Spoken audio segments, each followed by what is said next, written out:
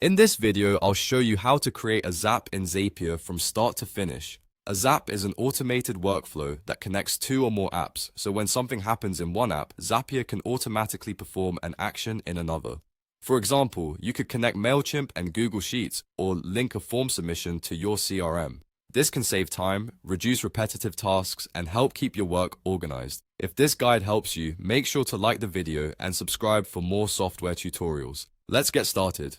First, open your browser and go to Zapier.com. Sign in to your Zapier account if you are not already logged in. Once you reach the Zapier homepage, look for the Create button and click it. From the menu that appears, select Zap Workflows. This will open the Zap editor where you can build your automation.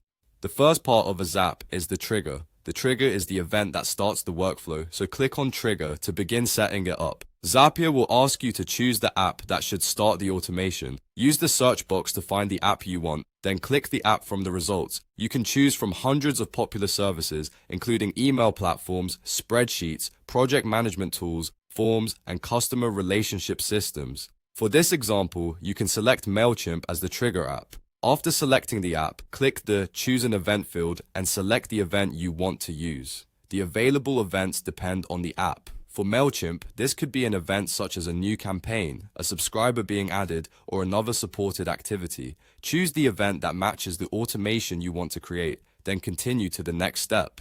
Zapier may now ask you to connect your account. Click the Sign In or Connect button and follow the on-screen instructions. Depending on the app, you may be asked to enter your login details or approve permission for Zapier to access the account. Review the permissions carefully, then authorize the connection. Once your account is connected, select it in the Zap editor and continue. Next, set up any additional trigger options that Zapier provides. These fields can vary depending on the app and event you selected. Choose the list, audience, folder, account, or other information required by the trigger. If you are unsure what to select, use the options that correspond to the data you want this automation to monitor. When the trigger settings are complete, continue to the Action section. The action is what Zapier does after the trigger occurs. Click on Action to begin. You will then be asked to choose an app for the action. Search for the app you want to use and select it from the results. For this example, you can search for and choose Google Sheets. This allows the workflow to send information from the trigger into a spreadsheet. After choosing Google Sheets, click on Choose an Event. Zapier will display the actions supported by Google Sheets, such as creating a spreadsheet row, updating a row, or finding existing data. Choose the action that fits your workflow. If you want every new trigger record to be added to a spreadsheet, select the option for creating a new spreadsheet row. Zapier will then ask you to connect your Google account. Click the Sign In or Connect button, choose the correct account, and approve the requested permissions. After the account is connected, once the action is configured, click Build It at the top of the editor.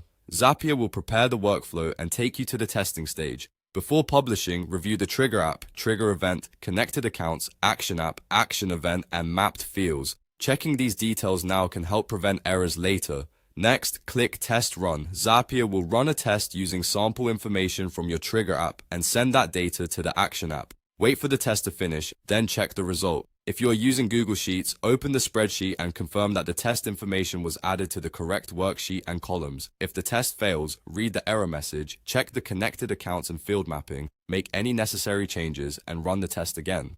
When everything works correctly, click Publish. Publishing turns the Zap on and allows it to run automatically whenever the trigger event happens. Depending on your Zapier plan and the apps you are using, tasks may run instantly or according to a schedule. You can later return to Zapier to edit the workflow, pause it, review task history, or turn it off whenever you need. And that's how to create a Zap in Zapier. You started by choosing a trigger app and event, connected the trigger account, selected an action app, connected the action account, tested the workflow, and published the automation. The same process can be used to connect many different apps and automate repetitive work. If this tutorial helped you, please like the video and subscribe for more step-by-step software guides. Thanks for watching, and I'll see you in the next video.